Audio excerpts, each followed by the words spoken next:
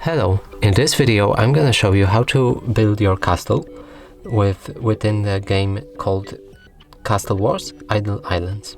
So to do this, you'll need to get the game opened like this, then press on this hammer, which is located right here, and from here you can build your castle by placing walls or different elements of the castle, like units or weapons like ballista.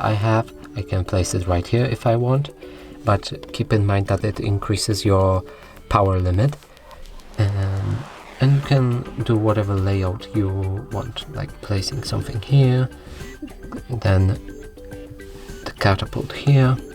Just do whatever you like within building the castle. You can also change the specific, for example, the ballista.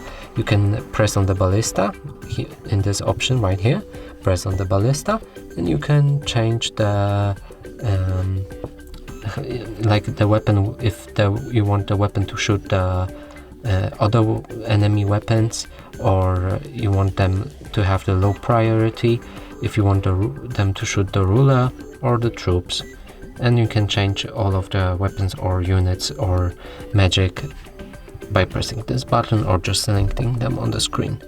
So that's it for this video. Hope you like it. Please consider subscribing to our channel, leave a like and a comment below.